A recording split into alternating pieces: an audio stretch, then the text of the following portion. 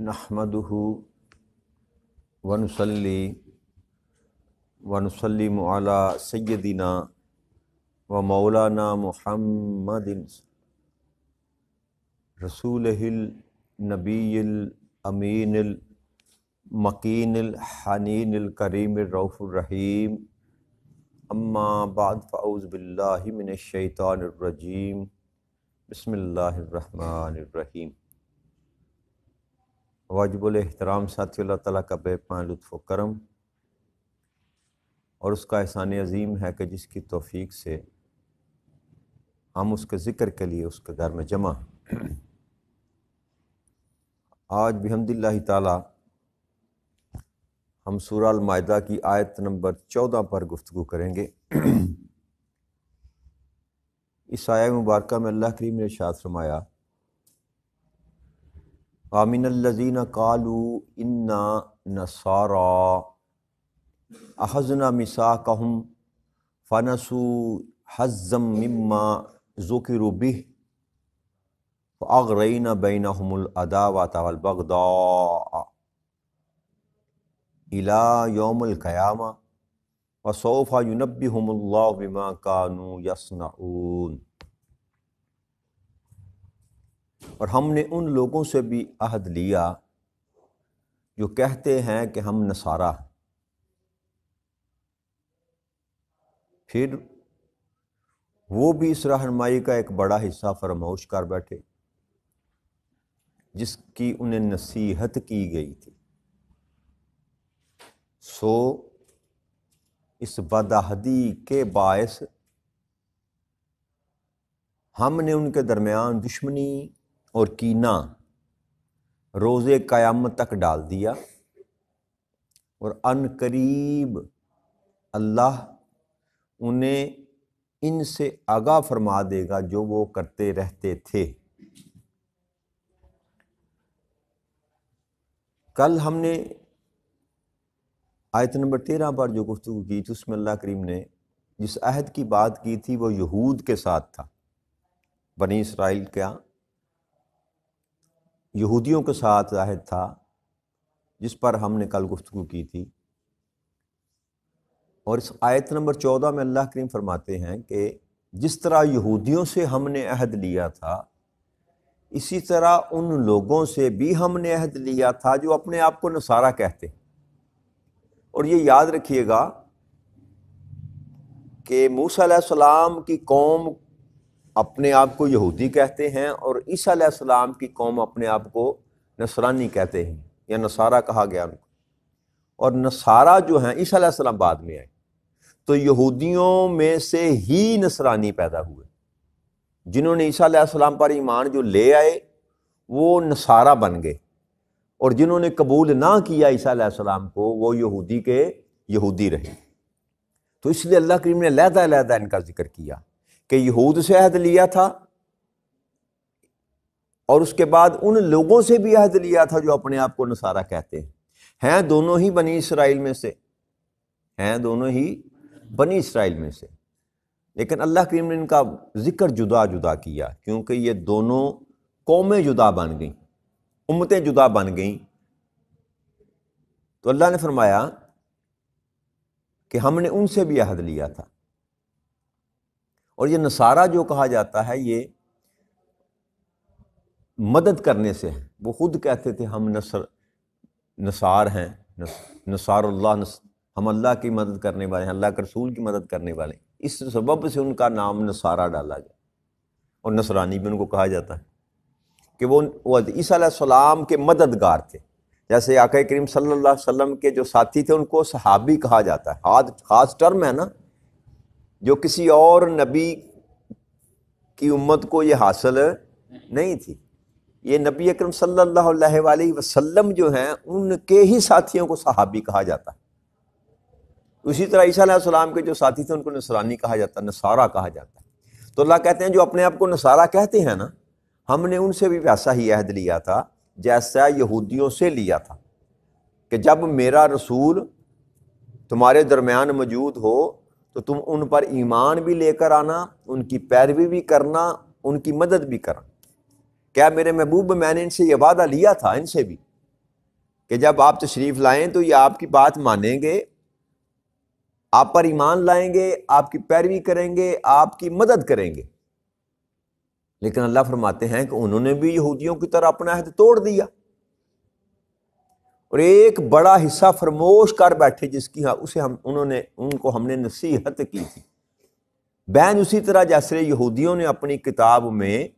آقا کریم صلی اللہ علیہ وآلہ وسلم کی واضح نشانیاں ہونے کے باوجود ماننے سے انکار کیا، اسی طرح عیسائیوں نے بھی۔ اللہ فرماتے ہیں کہ انہوں نے بھی وہ حصہ فرموش کر دیا جس کی ہم نے ان کو نصیحت کی تھی، اور نصیحت ایک ہی چلی آ رہی ہے۔ آدم علیہ السلام سے لے کر عیسیٰ علیہ السلام تک ہر نبی جو اپنی امت کو نصیحت کرتا رہا، ہر نبی جو اپنی امت کو نصیحت کرتا رہا، وہ نصیحت ایک ہی تھی جس کا ذکر رب کریم کر رہا ہے، اور وہ نصیحت یہ تھی کہ ہمارے بعد وہ آئیں گے جو نبی آخر الزماں ہوں گے، اگر تم ان کا زمانہ پاؤ تو ان پر ایمان لے کر آنا اور ان کی مدد کرنا۔ تو یہی نصیحت تھی جو اللہ کریم نے ہر ایک نبی کی امت کو دی۔ تو یہودیوں کو بھی کہا کہ وہ بھی بھول گئے اس بات کو، سارا کچھ باقی یاد رہا، باقی تورات کا سارا حصہ یاد رہا یا یاد رکھا، اور یہ خاص مقام جو تھا نبی اکرم صلی اللہ علیہ وآلہ وسلم کے ذکر مبارک کا، آپ کے خصائل کا، آپ کی جو اللہ کریم نے خوبیاں بیان کی تھی ان کا، اس چیپٹر کو اللہ کہتے ہیں یہودیوں نے بھی بلا دیا اور اسی طرح عیسائیوں نے بھی بلا دیا، حالانکہ وہ جانتے تھے۔ جیسے سورہ بقرہ میں ہم نے ذکر، اللہ نے فرمایا تھا کہ یہ اس طرح جانتے ہیں میرے حبیب کو جیسے اپنی اولادوں کو پہچانتے، ایسے جانتے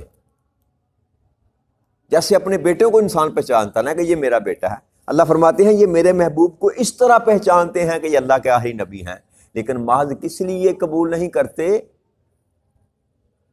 اپنی انا کی، اپنی زندگی کے چند معمولی مفادات کی وجہ سے۔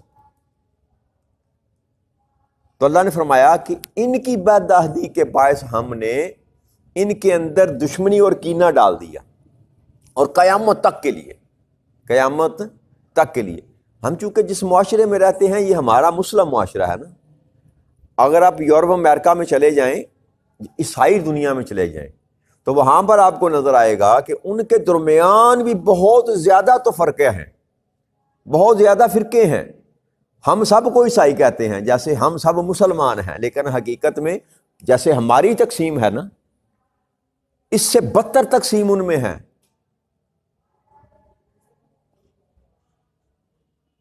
تو یہ جو ان کے درمیان جو فتنہ ڈالا گیا، ان کے اندر جو کینہ، اللہ کہتے ہیں ان کے اندر میں نے جو کینہ ڈال دیا، کیونکہ یہاں تک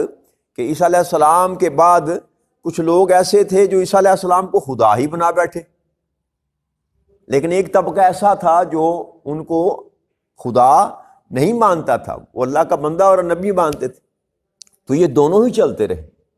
ساتھ ساتھ چلتے رہے۔ پھر جو اللہ کے نبی مانتے تھے ان میں بھی تفرقہ پھڑنا شروع ہو گیا، اور جو ان کو اللہ کا خدا کا بیٹا بنا بیٹھے ان میں بھی تفرقہ شروع ہو گیا۔ تو ادھر بھی کئی طبقات جنہوں نے جنم لے لیا، اور ادھر بھی کئی طبقات نے جنم لے لیا۔ تو عیسائیت بھی اس وقت جو دنیا میں موجود ہے وہ ایک اکائی کے طور پر موجود نہیں ہے، ان کے چرچ علیحدہ ہیں، ان کے پادری علیحدہ ہیں۔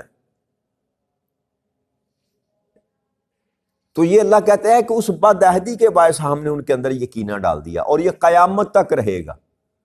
یہ قیامت تک ایک نہیں ہوں گے۔ اور پھر اللہ نے فرمایا اور ان قریب، اور ان پر بھی یہی معاملہ ہے، یاد جو عہد بد عہدی کی، جیسے اللہ نے ان پر لعنت فرمائی یہودیوں پر، ویسے ہی یہ بھی لعنت کا حصہ ہے کہ انسان اصل جگہ سے ہٹ جائے اور غلط مقام پر چلا جائے، غلط رستے پر چلا جائے، تفرقہ میں پڑ جائے، فتنہ میں پڑ جائے، فساد میں پڑ جائے۔ یہ بھی اللہ کی رحمت سے دور ہونے کا سبب ہے کہ سیدھا رستہ جو ہے انسان کو وہ بھول جائے۔ تو نافرمانی کے سبب سے، بد عہدی کے سبب سے، اہل یہود ہوں یا اہل نصارہ ہوں، اللہ نے ان کے ساتھ معاملہ کیا کہ اپنی رحمت سے دور کر دیا۔ اپنی رحمت سے۔ تو اس سے سمجھ کے آئی ان دو آیتیں مبارکہ کریمہ جو ہم نے پڑھی کل، 13 نمبر 14 نمبر، کہ بد عہدی کرنے کا جو اللہ کریم کے ہاں جو اس کی سزا ہے وہ کیا ہے، کہ اللہ کریم جو بد عہدی کرتا ہے، جو اپنے عہد کو توڑتا ہے، اس کی سزا ہے اللہ کی لعنت۔ کیا ہے؟ اللہ کی لعنت۔ تو ان دو آیت مبارکہ میں رب کریم نے یہ بات سمجھا دی انسان کو کہ جو بھی اپنے عہد سے پھر جائے گا، میرے ساتھ کیا ہوا وعدہ یا اپنے نبی کے ساتھ کیا ہوا وعدہ، کیونکہ ہم مسلمان ہیں، آقا کریم صلی اللہ علیہ وسلم کی امت میں سے ہیں نا۔ تو اب اگر ہم اپنے آپ پر اپلائی کریں تو یہاں پر یہ ہے کہ جو مسلمان اپنے رسول سے کیا ہوا وعدہ بلا دے گا، وہ بھی یاد رکھیے گا اس کی سزا بھی اللہ کی لعنت کے سوا کوئی اور، اللہ اس کو بھی اپنی رحمت سے دور کر دے۔ اللہ اگر موسیٰ علیہ السلام کے ساتھ بد عہدی پر اللہ معافی نہیں دیتا، عیسیٰ علیہ السلام کے ساتھ بد عہدی پر اللہ کریم معافی نہیں دیتا، اور بد عہدی بھی کیا، ذرا یہ تعلق اور یہ رشتہ سمجھنے کی کوشش کریں نا، کہ بد عہدی ہے کہ اللہ کو تو وہ مانتے تھے، اللہ کو کتاب کو بھی مانتے تھے، نمازیں بھی پڑھتے تھے، روزے بھی رکھتے تھے، تہجد گزاریاں بھی کرتے تھے، رہبانیت تھی، وہ دنیا چھوڑ کر جا کر جنگلوں میں آباد ہو جاتے تھے۔ آج بھی جو ہے نا، وہ جو ان کے پادری اور راہب ہیں، وہ دنیا پرستی نہیں کرتے، وہ دنیا کا کاروبار نہیں کرتے ظاہری طور پر، وہ چرچ میں چلے جاتے ہیں، ان کی راہبائیں بھی، عورتیں بھی، وہ شادیاں نہیں کرتی، وہ کاروبار نہیں کرتی، وہ ساری زندگی پھر چرچ میں گزار دیتی ہیں۔ تو اللہ کے ساتھ تعلق تو اتنا بڑھا دیا کہ دنیا کو ختم کر دیا، یہ سارا کچھ چلتا رہا۔ تو پھر وہ کیا بات تھی جس کی وجہ سے اللہ کریم نے ان پر لعنت کی؟ کون سی ایسی بد عہدی تھی جس پر اللہ کریم نے دونوں طبقات پر لعنت کی؟ وہ بد عہدی یہ تھی کہ انہوں نے نبی اکرم صلی اللہ علیہ وسلم کو پہچاننے سے انکار کر دیا، آپ کی بات ماننے سے انکار کر دیا، آپ کو اللہ کا حبیب ماننے سے انکار کر دیا۔ یہ بد عہدی تھی، یہ ان کا جو فعل تھا، یہ اللہ کریم کو قبول اور منظور نہ تھا۔ اس کے سبب سے اللہ کریم نے ان کو اپنی رحمت سے دور کر دیا اور لعنتی ڈکلیئر کر دیا۔ اب آپ مجھے جواب دیں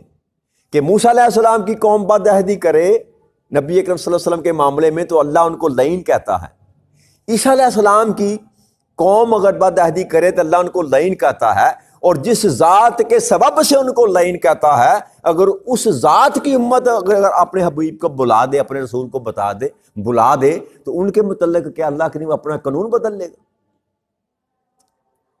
وہ تو نبی نہیں مانتے تھے، ہم نبی مان کر اپنے نبی کی اگر بات نہ مانے تو ہم دوہرے ذمہ قصوروار ہیں۔ وہ تو تسلیم ہی نہیں کرتے تھے، وہ تو تسلیم ہی نہیں کرتے تھے، تو ہم تو اپنے آپ کو امتی بھی کہیں، آقا کریم صلی اللہ علیہ وسلم کے ساتھ اپنا رشتہ بھی جوڑے،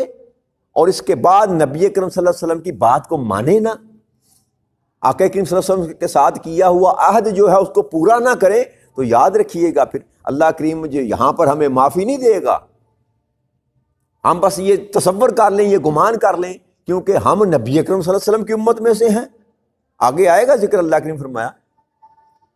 تو وہ تو کہتے تھے ہم اللہ کے بیٹے ہیں، وہ تو اتنا کہتے تھے، اپنے آپ کو اللہ کے ساتھ جوڑتے تھے، وہ کہتے تھے ہم اللہ کے بیٹے ہیں۔ تو ہمارے ساتھ تو ایسا استغفر اللہ نعوذ باللہ کو معاملہ نہیں ہے نا، وہ اتنے قریب سمجھتے تھے اللہ کریم سے اپنے صاحب کو، لیکن اللہ نے ان کو بھی لعنتی قرار دے دیا، فقط ایک ہستی کی خاطر۔ تو اگر ہم اس ہستی کے ساتھ کیا ہوا وعدہ پورا نہیں کرتے، وفا نہیں کرتے، اس ہستی کا احترام نہیں کرتے، ان کی توقیر نہیں کرتے،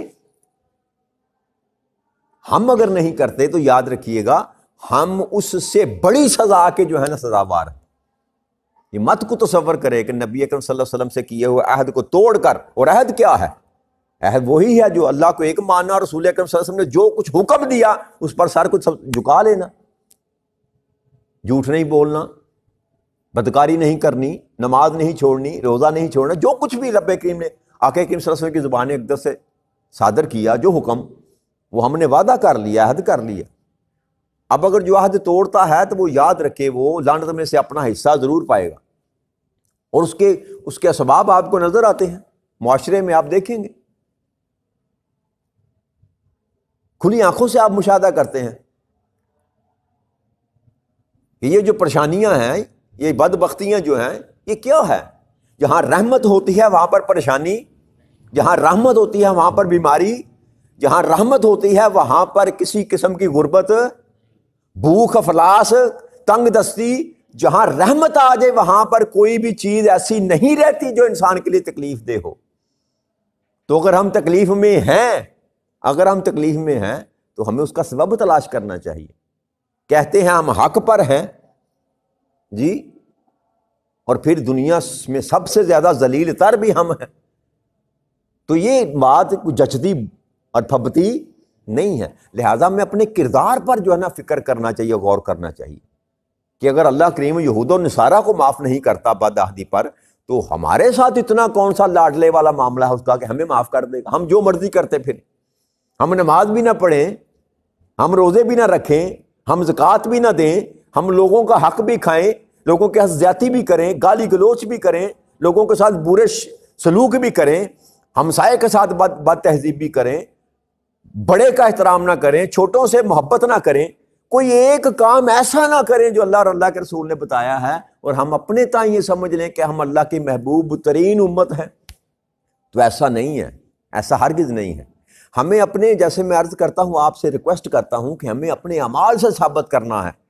کہ ہم واقعی نبی اکرم صلی اللہ علیہ وسلم کے ماننے والے ہیں۔ غلام مصطفیٰ نام لکھنے سے بات نہیں بنے گی، کردار سے ثابت پڑھنا کرے گا کہ ہم نبی اکرم صلی اللہ علیہ وسلم کے غلام ہیں۔